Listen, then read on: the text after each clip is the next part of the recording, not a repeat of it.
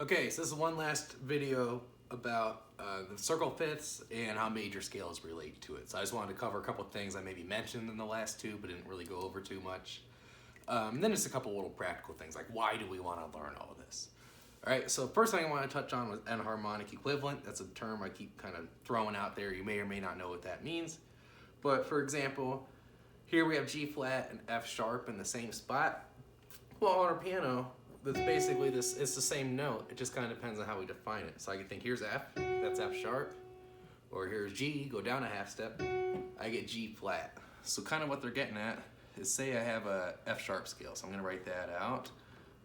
So we got here F, G, A, B, C, D, E, F. Then if you remember your order of sharps and flats and all that, we know that everything in this scale is sharp except for B. So I'm gonna go ahead and do that.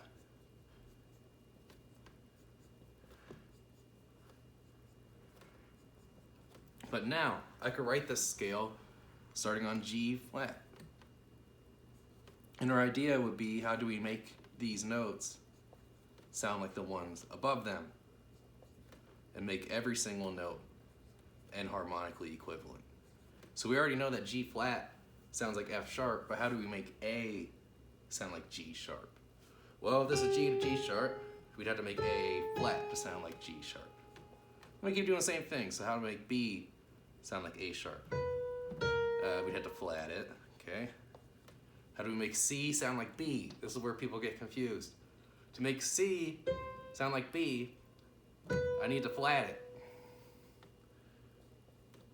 All right, D, make it sound like C sharp, so it needs to be D flat.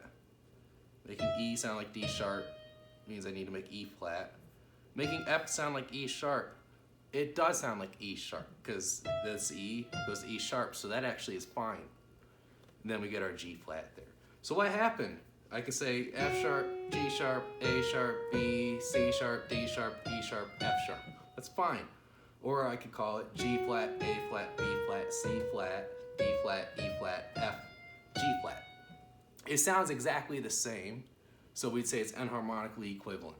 So the reason we have two different versions of this is, first of all, these three scales in particular express themselves nicely this way, either way. When you try to express B flat as like a A sharp scale, you end up getting double sharps and a bunch of crazy stuff. I'll make another video about that. But for now, we're just not gonna worry about that.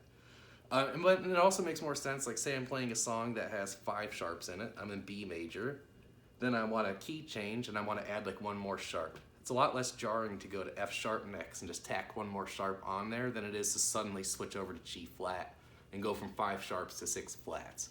So that's another reason why we kind of have two different versions. So long story short though, it's the same thing. We still get our whole, half, whole, half, if you remember that whole business. And it all plays by the rules there. So that's enharmonic equivalence.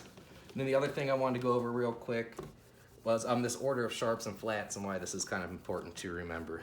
So we're saying, if you kind of extract it, we get Father, Charles, goes, down, and end, battle.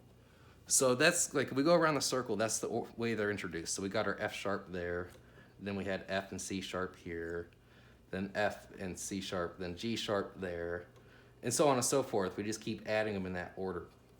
So it's good to know, because you might see a song that's in like E major and you're like, oh, what's that?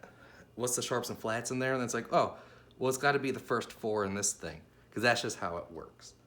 And then we were saying, if you flip it, battle ends and down goes Charles, Father, you actually get the order that the flats come in. So that's another way of thinking of it. So if I know, I can remember that, well, C has 0, so flats, F has 1 flat, B flat has 2, then this has 3, this has 4, this has 5. So I can be like, oh, D flat has 5 flats. I don't know what they are, but I know it's gotta be those 5 flats because that's just the order that they come in. So that's why I recommend remembering this, because it helps us identify key signatures and scales really quick, which are effectively the same thing. So yeah, that's just my last little tips on here. There's a lot more things we can do with this. We didn't even discuss this inner circle here. That's a video for another day too. But yeah, work on your circle of fifths, work on your scales. When it comes to scale fingerings and stuff, that's something we can cover in piano lessons. Hope this helps.